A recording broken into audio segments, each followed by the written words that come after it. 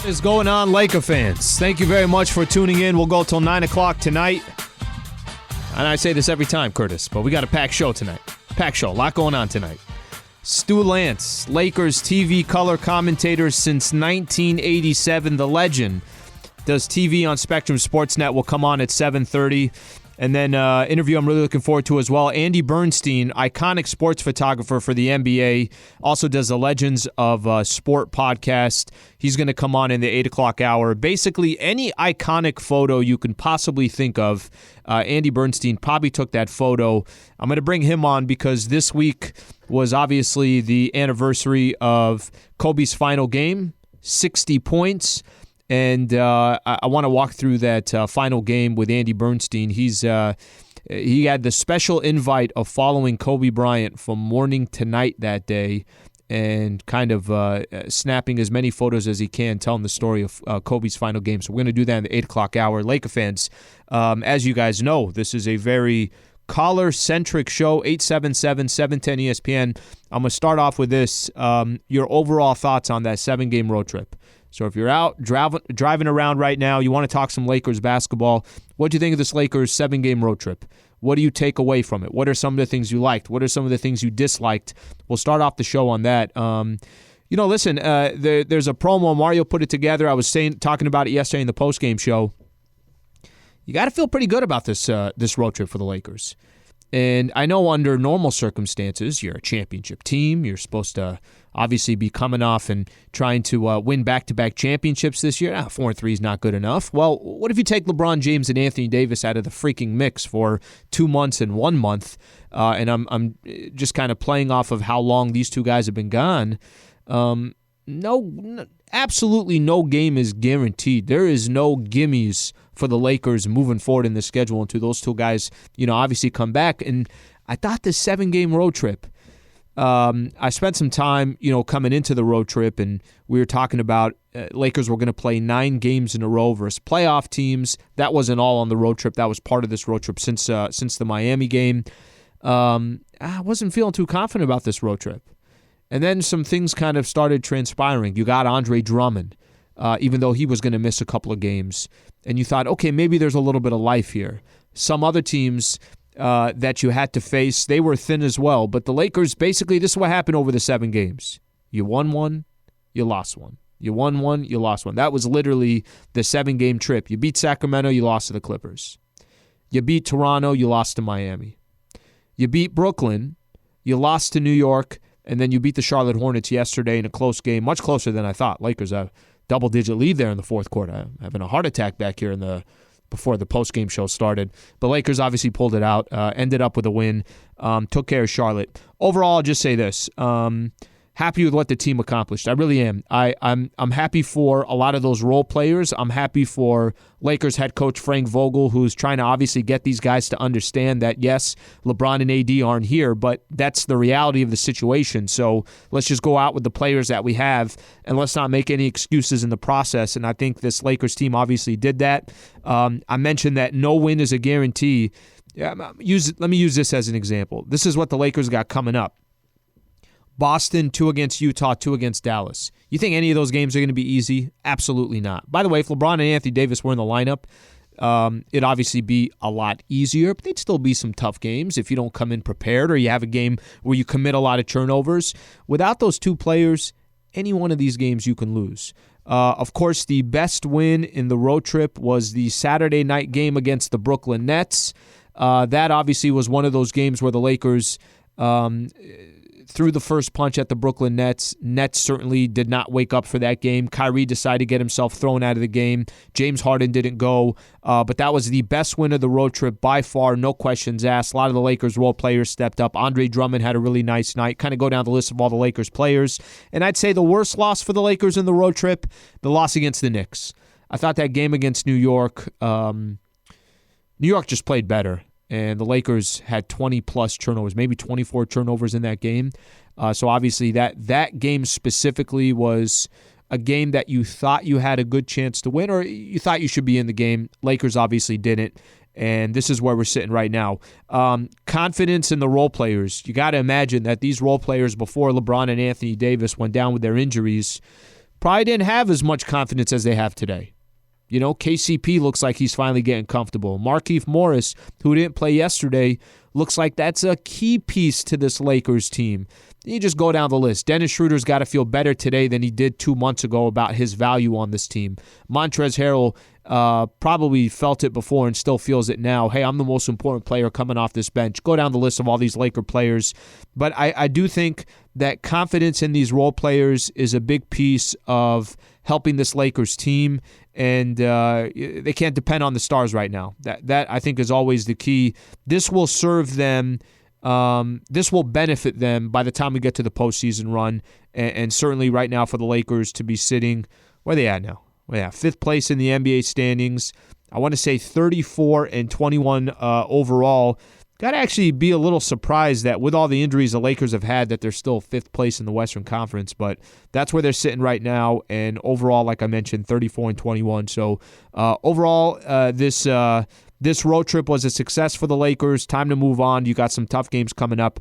Laker fans, if you want to give me your thoughts, your overall thoughts on the Lakers 7-game road trip, what you liked, what you disliked, 877-710-ESPN. Okay. We have now got a small sample size of Andre Drummond. Andre Drummond as a Los Angeles Laker. So far, I kind of want to go through some of the positives and the negatives so far with Andre Drummond.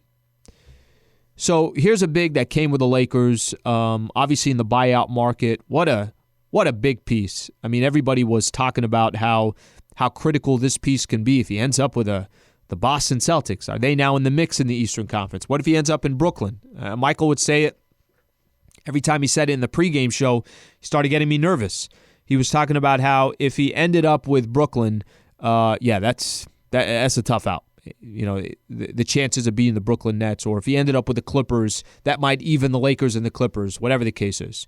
Ends up here in Los Angeles, fills a huge need that the Lakers have had, which is you need another big. So my thoughts so far on Andre Drummond, I think these last 2 games are actually a perfect way to describe Andre Drummond. By the way, quick shout out here. Valvoline Instant Oil Change, home of the 15-minute drive-through oil change. Visit SoCalOilChange.com for locations and coupons today. One of our newest sponsors on Lakers Talk. Let's go to SoCalOilChange.com. Get on the website, throw in your zip code. All the different locations pop up. You can take care of that check engine light that's on, and you got to get your oil changed. Just go get it taken care of. It takes about 15 minutes.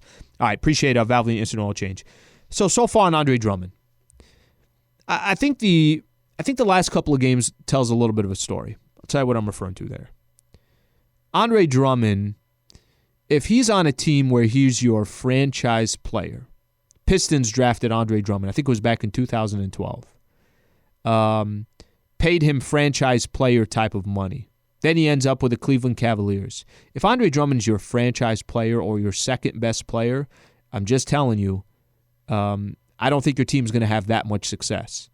I don't want to make it sound like I'm discrediting Andre Drummond, but let me point out his skill set. What are his strengths? What are his weaknesses? So far, if you've watched Andre Drummond over these last couple of games, you can tell, okay, this guy's got holes in his game. There are certain things in certain areas that you can bring out of Andre Drummond. You can say, damn, that's a fantastic strength there from Andre Drummond.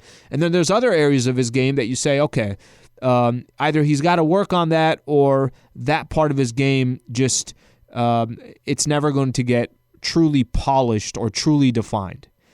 He cannot be the focal point on an offense. He just can't. And he shouldn't be.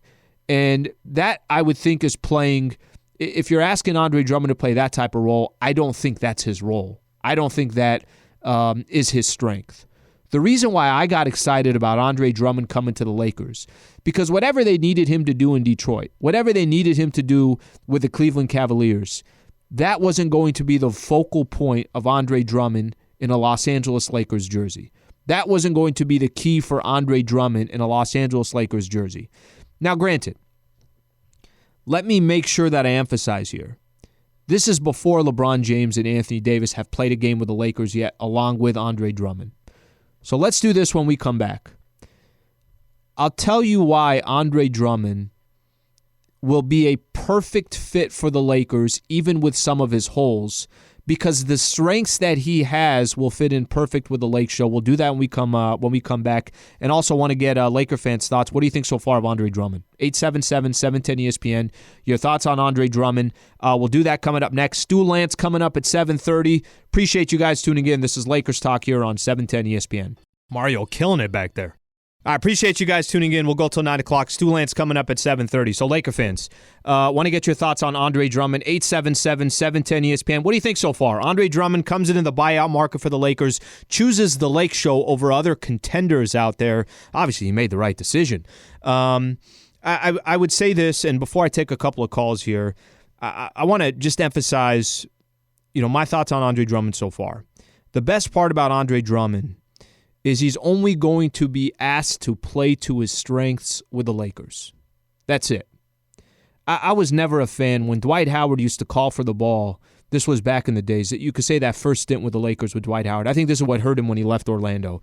Was not a fan of Dwight Howard calling for the ball and run the offense through him, and his skill set just does not represent that. So Andre Drummond, let's be real with what his strengths are. His strengths are, that's a big body down low. There are times when I see him play some bully ball, I'm like, geez, this guy's going to throw anybody out of the way. But what Andre Drummond, what his strengths are, he's going to get a couple lobs. Imagine when LBJ, Anthony Davis are back and Andre Drummond is in the front court.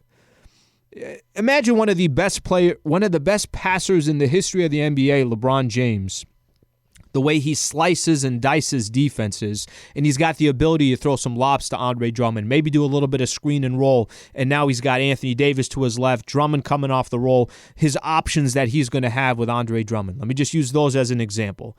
What Andre Drummond's strengths are, he can bring to the Lakers, which I don't think he had that opportunity in Cleveland. I don't think he had that opportunity in Detroit.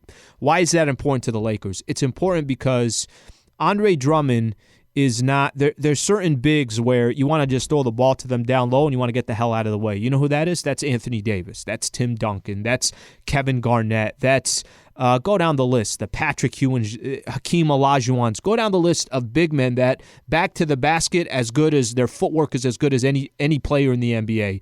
They could face the basket, hit an 18-footer right in front of your eyes, or they could take you off the dribble and get to the basket.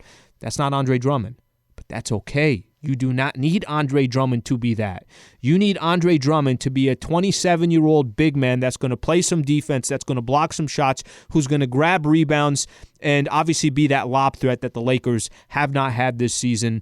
That's what gets me excited about Andre Drummond. So my thoughts so far on Andre Drummond, he's been all right. He's been okay. I love the rebound part, right? I think he had last game, 10 rebounds, another game, 12 rebounds. I like that part of his game. What I don't think you're going to get with Andre Drummond, if you're a Laker fan out there and you think that his game is going to be just throwing the ball and he's going to go to work, I don't think that plays to his strength. That's the beauty with him on the Lakers. He's not the franchise player. He's not the second best player. He's down the list. So I think that will eventually play to the Lakers' advantage with Andre Drummond, and I think obviously this is going to be good for his career as well. All right, read off a quick tweet here. And then I'm going to take some phone calls. 877-710-ESPN. You can also hit me on Twitter, at Alan Sleva. Gorilla Golf on Twitter. All things considered, I feel like the trip was great for the team. The bench getting these minutes will play dividends in the playoffs. AD and LBJ being able to rest their legs after pretty much no offseason will allow the team going into the playoffs like a well-oiled machine. That's a good comment there on Twitter, Curtis. Sometimes some of these comments are all over the place here. That one was well thought out. Okay, let me take a quick phone call here. Let's start off with Gustavo in El Sereno. Gustavo, appreciate you calling into the show. What's going on? Hi, yeah, so I saw the Saturday game. I just got a new job, so I haven't been able to watch all of them, you know what I mean? But what I saw on Saturday with Andre Drummond, it was really good. Especially that, did you see that one play when he dunked on Aldridge? He said he's too big for him. Gustavo, I'll tell you this, and it's funny. You saw the best game Drummond's played, and I appreciate you calling in. I got to get Chris. I got to get Gustavo to watch all the games. I need, he's got a very small sample size right there. No, the game against the Brooklyn Nets was it's the best game that he's played. That's where you felt like a lot of that impact's going to come. And he does the "you're too small for me" that a lot of these players do. And I think it was Russell Westbrook that rocks the baby to sleep, whatever the case is. But anyways, Andre Drummond versus the Brooklyn Nets, fantastic game. Played some bully ball. And if there's one thing the Lakers are going to have an advantage on over Brooklyn, it's going to be the size. And obviously Andre Drummond would have to play a big deal with that. Steven La Habra. Steve, what's going on? Not much, buddy. How you doing? You know what? Instead of Andre the Giant, call him Andre the Bum or Andre Bummin, because you know what? He's not that great. I mean, yes, he's just a big body, but he's not doing what the Lakers needed. What Howard was doing last year compared to what this guy's doing this year, there's no comparison. Well, Steve, that would be the equivalent. But Steve, that would be the equivalent of saying, without LeBron James and Anthony Davis, throw Dwight Howard in there. Is Dwight going to look the same as he did last year? Well, no, Dwight actually is athletic. Dwight can move. Mm-hmm. Dwight can jump. You know, he's probably 60 pounds lighter than that guy. So you don't. He already got hurt stubbing his toe. So you don't think Drummond? So you don't think Drummond would be a good? You don't think he's a good fit on the Lakers? No, I don't think he's a good fit on the Lakers. Once LBJ and Davis come back, he's probably not going to play a lot, and he's going to. Yeah, he can get some fouls. I can go out there and hack some people and bring that big paw down to slam people down, but it's not really going to do anything. He's not going to be, once those two guys get back, yeah, he'll get some easy buckets. LeBron's going to drive to the basket and he's going to be standing there and he's going to toss it to him and he's going to dunk it in. Yeah, great. But as far as like being a productive player in the playoffs, I guarantee you in the playoffs he'll probably play 12 minutes a game. All right, Steve, appreciate you calling in. Well, listen, this is the whole point of this show. You don't have to always agree with me. Steve obviously completely disagrees with me, but I couldn't disagree with him more. I mean, if a player is going to go out there and get you 10, 12 rebounds a game, you cannot say, well, that's not productive to the Lakers. I look forward to when LBJ and Anthony Davis are playing with Andre Drummond, because when I sit here and I talk about the strengths that will come out of Andre Drummond when those two players are on the floor, of course it's going to show. And Lakers didn't bring him in here to play 12 minutes. So, Steve, if you think that's the case, I definitely don't think that this dude's coming in the buyout market. You got all these teams obviously trying to sway him to come represent their team through the postseason run. He's not coming here for 12 minutes. You just saw what happened to Marc Gasol. Marc Gasol was in the starting lineup for the Lakers. Marc Gasol is now deep in the depth chart for the Lakers, and there's a reason for that. It's because Andre Drummond came. Maybe I'm wrong, but I will tell you I'm much more optimistic about Andre Drummond than Steven La Habra. Solomon and Lake Balboa. Solomon, what do you think? I love the trade. I love the acquisition. I think this guy has brought the Lakers what they needed. He's a monster down low for rebounds. He had 20 and 11 against the Nets the other night. Can't ask for more than that. He's a nice big presence. He takes the load off AD. And I think when those three get back, when AD and LeBron gets back, that's going to be a hell of a low post thing to deal with for a lot of teams. And I love the guy's attitude. He's always smiling. He's cordial. He's well spoken. He's a Laker all through and through. You can see that guy wants to be here, and he's going to do whatever's asked of him. And I think it's great. I think it was a great acquisition, and I think they're going to reap the benefits of getting this guy. Solomon, what do you think of the road trip overall? Hey, what they beat 500, right? Yeah, 4-3. Well, even if you're a healthy team, sometimes you just want to do 500 on the road. So thank you very much. I'll take it. I'll absolutely take it. Solomon, thanks for calling in, bud. All right, the phone number is 877-710-ESPN. Your thoughts so far on Andre Drummond? Pack your victory dance and go all in on fun at Harris Resort SoCal. From dining to unwinding, fun is a sure bet at the best resort in Funner, California. I don't know if you know this, Curtis, but they have the trifecta of pools. Voted one of the 10 best resort pools in America by USA Today. Do I have to explain anything else? Are you game for a getaway? Start planning your trip by visiting harrissocal.com. Just get out of LA for a couple days. harrissocal.com. Manuel in Gardena. Manuel, appreciate you calling in. Manuel, what do you think so far on Andre Drummond? First off, man, I'm honored to speak to you, Sleewood, but more so, I'm honored to follow a legend, an L.A. legend like Solomon and Lake Balboa. Dude's been calling. Especially Absolutely. Since I echo his sentiments. I mean, I don't get me wrong. I love a bum blast. So bumming kind of made me laugh, but he's no bum, man. Come on. Like you were saying, I mean, he's going to be giving us more than 12 minutes. I'm with Solomon. I think the Lakers really believe in this young man. This young man has shown nothing but class. I believe it was you who mentioned him pulling that huddle together and talking about the Lakers needed to capitalize on Kyrie the other night when they put it to New Jersey. So, I mean, there's a lot of things that I'm happy with. The road trip was exceptional. Caruso continues to show why he's a Laker for life, in my opinion. And, man, I'm just loving this squad. Back to back, baby. That's what we're doing. Sleep stack. Man, well, appreciate you calling in. Thank you for calling in. By the way, stick around, Laker fans. We got Stu Lance coming up here in a few minutes. The legend, Stu Lance, one of my favorites to get, obviously, a Lakers opinion on. He comes on probably once every couple of months now and always enjoys opinion. So he's coming up here shortly. Let me just kind of put a bow on this Andre Drummond stuff. And if you obviously want to be a part of the show, you just got to wait on hold. Stu Lance at 7:30. We'll take some more calls at 7:45. But I'll say this about Drummond. It all comes down to what your expectation is on a player. If you handed Andre Drummond the keys to a franchise and say, hey, this is your franchise, the dude ain't Shaq. Let's not, there's certain big men that have been around that you can look at and say, okay, that is the absolute foundation of our team. And their skill set obviously has a lot to do with that. Andre Drummond is in a spot where if I said right now, if you rank the best players on this Lakers team, where would you put Andre Drummond? At best, you're putting him third. Some might say, no, I think Dennis Schroeder is more important than him. Some might even say, no, Montrez is such a consistent player and such an important piece off the bench. That's the conversation you have with Drummond. So why he's going to excel here is because what he's asked to do on this Lakers team is realistic.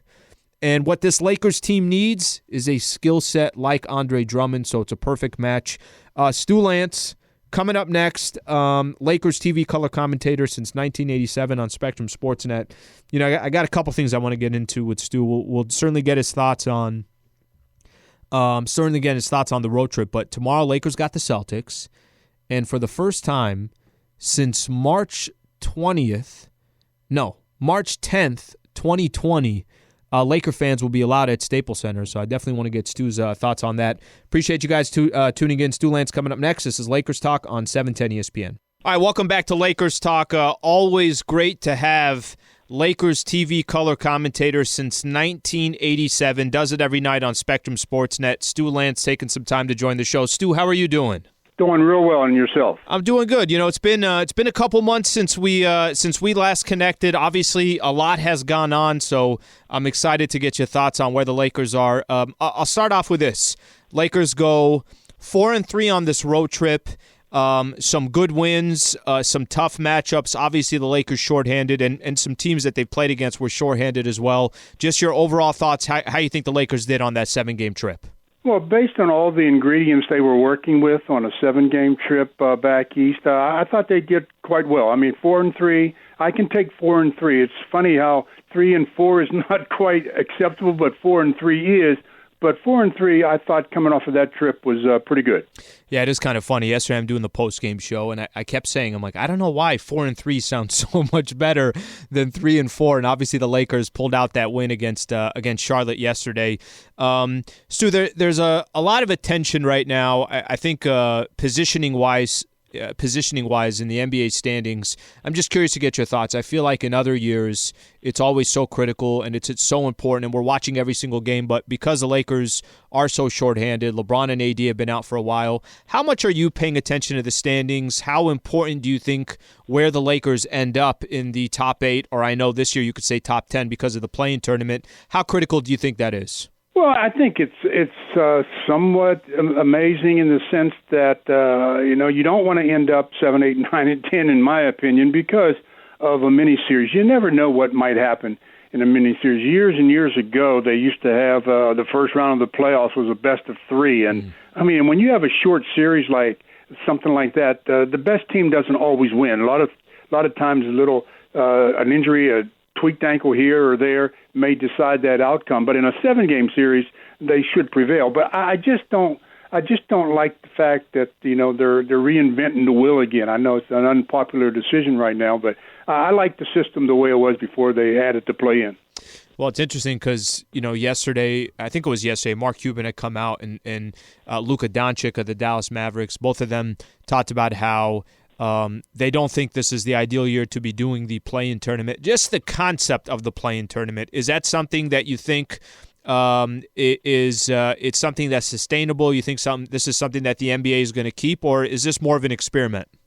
Well, I thought last year it was more of an experiment. I think once they voted on it and they accepted it for this year, that they were looking at it as something moving forward. I mean, it gives a lot of interest to teams that are, of course, 9 and 10. Because you still want to play to win games. You don't want to get in a position where you're number 9 or number 10 and you can't catch the 8th seed, and then you don't worry about finishing off your season with victories. You just start playing young players or just trying to experiment. But now there's some interest in those top 10 teams. So in that respect, it'll keep the interest up from the fans and even from teams that are in that position. Yeah, it's interesting, Stu.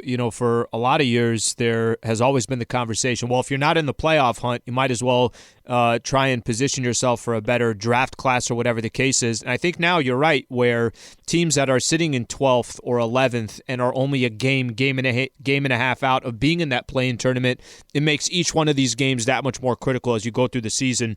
Very, very happy to be chatting here with Stu Lance, Lakers TV commentator since 1987 on Spectrum Sportsnet. Every single game for the Lakers on TV. Stu, the new addition of Andre Drummond. So we finally now have a few games under our belt with Andre Drummond. Your initial thoughts on specifically his game and how you think he's fitting in so far with the Lakers? Well, so far, I mean, he's only been with the team for a few games, so it's going to still take him a while, and he hasn't played with the main ingredients. When you're not on the court with LeBron and Anthony Davis, you still have a learning curve that you have to take. But I think his addition will help in the sense that it's going to epitomize the perimeter game, because they're not going to allow Drummond to play bully ball in the post.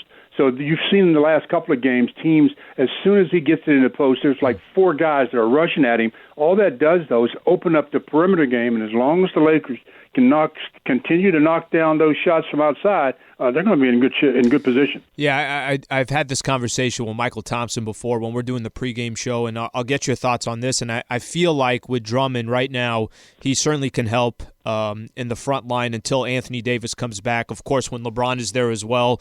But one of the things I think I get most excited about with Drummond is when AD's back, I really, really think Drummond can play to his strengths. There are certain big men in the NBA. You could say Anthony Davis. You could look at some of the other greats, the Tim Duncans, the Karl Malones, the Barkleys, where they could play their back to the basket. They could face the basket 15 feet away and be a threat from that perspective.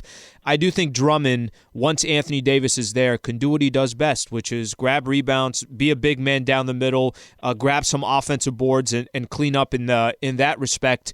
Do you think once AD comes back, we'll actually see a different type of Drummond because he can flourish in a role where they're not asking him to score 20 a night or something along those lines? Well, I think he can flourish because there's not going to be as much attention placed on Drummond in the post area, because who's going to leave LeBron? Who's going to leave Anthony Davis to go double team? So he should find a little bit more space to operate, and he should have that space because the defenders are now going to be all their attention is going to be on, let's double up LeBron, let's double up Anthony Davis, and that's going to free up Drummond to do what he does best, and that's hit the offensive glass. Stu, is there some benefit? Of course, it's not ideal. Nobody wants to see Anthony Davis out since February 14th, LeBron James out since March 20th. But if you could take some positives from this, would one of the positives be a lot of these role players learning to play with each other? There's no depending on LeBron and Anthony Davis to bail you out. What kind of benefit can come for the last month, 2 months without those two stars? Well, under normal circumstances, it's all about confidence. When you don't have Anthony Davis, you don't have LeBron other people are getting more minutes, and that just should help build your confidence so that when they do come back and then the playoffs start, the coaching staff, they're not reluctant at all to put you in games in certain scenarios. So it should be a confidence-building type of place for them, and hopefully it'll continue. I just hope that when they all come back, they all stay back. It just seemed like this year you get one player back and then you lose a player. You get that player back and you lose somebody else. So it's been an injury-riddled season in the NBA. So from a timing perspective, if Anthony Davis, LeBron James hopefully come back here over the next couple of weeks, we'll see what happens. Obviously, there's no guarantee when these guys do return. Have you kind of sat back and thought, now that we've got such a number of games here without LeBron and Anthony Davis, but there's also a lot of returning players. We've got a full season now, for the most part, 50-plus games to see what the Lakers have, and then these new additions. What do you think, Stu, when this team is healthy, how dangerous are the Lakers, not just in the West, but just in general around the NBA? Oh, when this team is healthy, if they could stay healthy in the next couple of weeks moving on forward through the playoffs, they're going to be extremely difficult to handle, because you're talking about two of the five best players in the league, and Anthony Davis and LeBron James, and then all of the other pieces that they've added around them this year. It's going to be an interesting finale to this season, if healthy. Stu Lance taking some time to join Lakers Talk here. Stu, I know this will be off the Lakers for a quick second. Jamal Murray goes down with tears his ACL. This was a few days ago. Obviously, will kind of change the perspective in the Western Conference. I was looking at Denver before this injury, and I thought they were one of the elite teams in the Western Conference, and certainly coming off of what they accomplished last year, getting to the Western Conference Finals. Past, I guess you could say, after the Lakers, you look at the rest of the West. How do you look at some of these other teams? Is there a team that you look at and think that that's going to be the toughest matchup if the Lakers are going to try to get to the NBA Finals? Well, there's going to be a number of teams that are obviously going to be good matchups or tough matchups for the Lakers, as they are for all teams, especially in the West. You've got this Utah Jazz team that's been playing great all season long. How long can they sustain that for the entire year? That's a difficult thing to do sometimes. Then you've got other teams in the West. You got the Clippers. You've got my surprise team is the Phoenix Suns. I mean, this is a team that has really played great basketball. Can they sustain it? So there's a number of teams out there that are going to give a real challenge to the Lakers. Stu, tomorrow will be the first day back for Laker fans inside Staples Center since March 10th, 2020, and I know you know more than anybody else what it feels like having fans and how much the energy that obviously brings to the sport. Really, that's the foundation of the excitement of what we all get into from a sports perspective. What are you most looking forward to as we get some fans back against the Boston Celtics tomorrow? Well, just to see how the energy is uplifted with fans. I mean, as a player, there are games throughout the course of a season where whether it's physically or mentally, you're just not into it 100%. But then you get to the arena, and the fans kind of inject that adrenaline into you, and you perform at a different level. So it's going to be a welcome addition. I'm just happy to see it finally coming to fruition, and hopefully the fans and the growth of the fans can go on from here. Stu, final one. Yesterday was the 5-year anniversary of Kobe's final game at Staples Center, the 60-point game. I got a chance yesterday in the pregame show to ask John and Michael just their experience and their thought over the course of that game. What do you remember when you look back and you reflect? And I know you've been a part of so many unbelievable games in Lakers history. What do you remember about that night? That was, you couldn't have scripted that for Hollywood. I mean, that was ridiculous. I mean, nobody in their 20th season should be able to do the things that he did in his final game. I mean, it was absolutely amazing. I mean, he put as he did every night, but especially in that last game, he put everything he had, his heart and soul, into every possession. After the game, I mean, he could barely walk off the court. He was so spent. But it was all about getting it done the way Kobe used to get it done. And the fans, of course, all enjoyed every moment of it. That's something we will always cherish and we will always miss. Stu, always a pleasure. Honored to have you on the show. Thank you for taking the time. Looking forward to seeing you tomorrow, Lakers and the Celtics. Thank you. Looking forward to seeing you as well. Stu Lance right there, as always, fantastic insight on the Los Angeles Lakers. Tomorrow, Lakers-Celtics. This is a significant game, and it's not just because Lakers and the freaking Celtics. We're going to have fans back at Staples Center. Let's talk about this, please. Lakers taking on Boston tomorrow. Lakers will have 2,000 fans at Staples Center. The first game that Staples Center will host fans since March 10th of 2020. March 10th, 2020 was the last time. That was a game, actually, Lakers played the Nets. Any Laker fans going to tomorrow's game? Am I the only one out here? If you are going to the game, or you want to talk about how much you miss being at a Lakers game, just the energy, just the vibe. I'm sure every Laker fan who's tuning into this broadcast has such great memories, whether it was at Staples Center, Great Western Forum. I mean, the foundation of basketball is having fans. The foundation of sports is having fans at, obviously, stadiums and arenas. We're going to get a little bit of a taste of that tomorrow at Staples Center. Let's talk about that coming up next. 877-710-ESPN. This is Lakers Talk on 710. All right, Laker fans, what have you missed the most being away from Staples Center? But more importantly, what are you most looking forward to coming back to Staples Center, getting back at these games, watching the Los Angeles Lakers, seeing Anthony Davis, LeBron James at some point here as we try to go back-to-back, try to grab championship number 18. So tomorrow, Lakers and the Celtics. That's part of the story. But the bigger part of the story in my mind is the fact that since March 10th, 2020, so about 13 months now, we have not had fans at Staples Center. Okay, let me first kind of get this out the gate here. There's some rules tomorrow. Obviously, if you're coming to Staples, that Staples Center, the Lakers, everybody's going through these guidelines. And let's just say this. These are baby steps to try and get back into a position where we can have fans at Staples Center and get back to some type of normalcy. Here's some of the rules. 2,000 fans allowed inside Staples Center. So the arena seats, I want to say 19,000, so around 10% or so. You got to have proof of vaccination or negative COVID-19 test to enter the arena. I think that's within a 72-hour frame. No bags of any kind. Everything must fit into your pocket, basically. Not even the clear bags, how some of these, I think Dodger Stadium's doing that right now, clear bags, but not even those are going to be allowed. Mask on at all time. No cash. Everything's going to be, obviously your credit card or using some of the apps here for your credit card for concessions and stuff along those lines. Okay. I did read some articles, some fans not that crazy about some of the rules. Let me just say this. I want to explain this from my perspective here.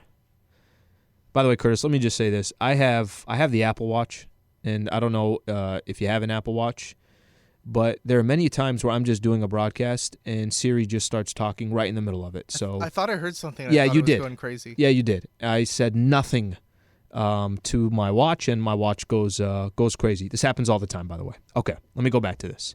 As somebody that's been at every game at Staples Center this season, I'm telling you, I cannot explain how excited I am to have any amount of fans back at the arena. And this is my perspective. I'll also explain it from other perspectives as well. Being a media member and going to the games, don't get me wrong. It's an honor to get a chance to do this gig. It's an honor to be at Staples Center in any capacity. But here's the reality. It's not freaking basketball. It's not. I mean, what I grew up to, and obviously that energy that comes in some of these different sports. I always tell the story. For some reason, college football is. I'm not even a big college football fan, but I sometimes I can't stop watching USC play UCLA because of just the energy that's at the Rose Bowl, the Coliseum, or those big matchups. It's Ohio State, Michigan. Fans are such a big piece to sports. And I've heard players say this. Markieff Morris, he was on the show, and him and I were talking about it, and he said that he would rather be in a road arena where there's fans than have the experience that they've obviously had to deal with at Staples Center. This is nobody's fault. This is just the predicament that every business and human being has been involved in over the last year or so. The reason why I say that is because tomorrow is probably not going to be perfect. yes, there's probably going to be some fans that they're upset that some of the, what they're accustomed to has changed. But here's the reality. The world has freaking changed, and we got to change with it. And if you take some of these baby steps, and I do think these are baby steps, you're slowly going to get back to some kind of normalcy. And the fact that 2,000 fans, just 2,000 fans are going to be back at Staples Center, I think is huge. I think it's an incredible difference. And I think it will actually help improve the product on the court because now all of a sudden players have something to, you might come into games. You heard Stu Lance say this. You might come into a game and there's not that much energy. It's just a game that you're not looking forward to, but fans can kind of change the whole perspective of it. Curtis, they haven't had that at all this year. I think this is big, obviously a big step in the right direction. But they can't eat food there. That's one of the weird rules I saw. Since it's considered indoors, you can't eat food at your seats. You can't eat food. That's right. You can't eat food at your seats. You got to order it like through a QR code on your phone. And you got to stay on the outside. Yeah. So only the diehards are going to enjoy this game because they won't have anything else to do. Well, this is it's kind of funny. Let me tell a quick story because we all are under the same guidelines. So coming into games at Staples Center so far through the season, I can't bring food in. I can't bring drinks in. Nothing can come in. And that's just part of their guidelines. Tomorrow's game, I kind of told the story off air to Curtis. I was kind of running around today because I had to get a obviously a COVID-19 test. I have not got the vaccination yet. That's my next step. But I had to get a COVID-19 test, and it has to be within a 72-hour frame. So, Curtis, I was kind of running around today, and I will tell you, it's like it doesn't matter whatever you got to do to just make sure that you're there for some of these type of events. And if this happens, let me just use as an example, we're coming closer to, obviously the summer months. One of my favorite venues in LA is the Hollywood Bowl. If I want to go see an artist and I want to go, watch or listen to, get back to a concert, and it's been obviously a while since a lot of us have had that opportunity, I'll do whatever the hell it takes. I mean, I value these so much more than before because we haven't got that opportunity. Are you, Curtis, you want to go to a Dodger game or a Laker game or go to a concert or something like that? Are you going to do anything that they ask you to do? Yeah, I'm not rushing to go right away, though. I mean, like Jesse and I over here, we're huge Disney fans, but we're not rushing to go back to Disneyland the second it reopens. There's some stuff that is worth waiting for and not rushing. But I'm not going to a Texas Rangers game if that's what you're saying. I don't need. I can't do the 19,000 yet or the 40,000 at a baseball game. I'm not going that far, but I do think this is obviously a great step in the right direction, and that's where we are as far as tomorrow, Lakers and the Celtics. I'll also bring up one other thing real quick on the. I talked about this a little bit yesterday in the post-game show, and I want to run back to it. So, keeping track. There's games going on right now. The Mavs are playing. There's certain teams in the NBA standings. I'm curious if Laker fans are paying that much attention to the standings, and do you kind of care where the Lakers end up? Do you care if the Lakers are a 5 seed or a 6 seed or an 8 seed? Does it matter to you where the Lakers end up? I'm not going to bring up the health part because we all know this. They got to be healthy. LeBron and AD got to be there. And if they are there, you got a legitimate chance to go back-to-back. If they're not there or one of those two guys are not there, obviously your chances of repeating decline drastically. So if you look at the NBA standings right now, here's where the Lakers are sitting. This is after the 4-3 road trip. Lakers are sitting in 5th place, 34-21. Denver, top NBA stories, I'll talk about Jamal Murray. I don't want to do it just yet. Denver's sitting at 34-20. So Lakers only a half game behind Denver for 4th place in the Western Conference. So through all of this, Anthony Davis has been out since February 14th. LeBron James has been out since March 20th. We're in the Western Conference. This is not a free pass you can kind of hang. No. The West, you play a lot of tough teams. Obviously, there's a lot of teams scratching and clawing. Even this past East Coast road trip that we had, New York was a tough game. Charlotte's trying to stay in 6th place in the Eastern Conference. Even without 4 of their starters, they were a tough out. So I take a look at the NBA standings. Portland is now, because they lost to Boston yesterday, 2.5 games behind the Lakers. Dallas, Lakers have a 4-game advantage on the Dallas Mavericks. I'm going to try and look here if I could find it. I know they got a game going on right now, Dallas and Memphis. I'll get the score, but last I checked, they were down. What are they down now? Dallas is down 66-62. So if Mavericks lose again, Lakers all of a sudden have a 4-game cushion. I've been following Lakers basketball since I was a kid, and I tell you, if there's one thing I always look at is I always pay attention to the standings. It's kind of fun to do, and you're following your squad, whatever the case is. For the first time as a Laker fan, I am not paying attention to the NBA standings. I mean, I want Lakers to win every game. It's just not realistic because of their predicament. But the reason why I'm not paying attention to the NBA standings is just nothing the Lakers can do. I mean, the predicament that they're in right now, yes, in an ideal situation, you can avoid Utah. In an ideal situation, you could avoid the Clippers. And I'm talking about just the first round. That's an ideal situation. But the reality is, Lakers can't do anything about where they are as far as the standings simply because LeBron and AD aren't back yet. Who freaking cares who they play? Who cares if they play? If they end up having to play Clippers in the first round, it's a 3-6 matchup. Okay, it is what it is. I would say that it's more tragic for the other team that had a high seed and fought all season to reward themselves with having to play a lesser opponent that they'd have to play the Los Angeles Lakers. I feel more bad for them. But I think for the Lakers, I've been hearing people say, well, yeah, you stay away from the 7 seed, stay away from the 8. You just don't want to get into a play-in tournament. You just don't know. I get it. I get it conceptually. I get the concept of it. But the reality is, every team in the Western Conference is going to be more worried about the Lakers than the Lakers be worried about any of the teams in the West. So just once they do get in, and once we obviously get to the postseason, roll the dice. Doesn't matter who the Lakers play. If it's Utah in the first round, fine, bring them on. If it's Phoenix in the first round, or if it's the Clippers, frankly, I think I'd rather play Phoenix than any of those 3 teams in the first round. Ideally, listen, if you fall into that 4th spot because Jamal Murray now injured, tore his ACL, awful story we're going to talk about in the top NBA stories, then, okay, maybe one thing went your way so far this season.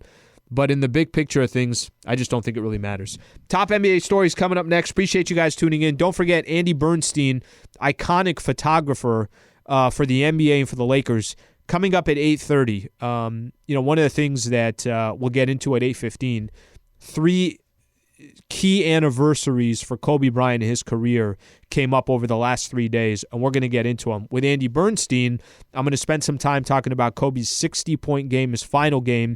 That's something that Andy had unbelievable access to take photos of Kobe Bryant from the start of the day in the morning in Newport all the way through the end of the day. Really just a kind of fascinating day as we look back and celebrate one of the greatest games in Laker history with Kobe, that 60-point performance. All that coming up next. Stay right here. This is Lakers Talk on 710 ESPN.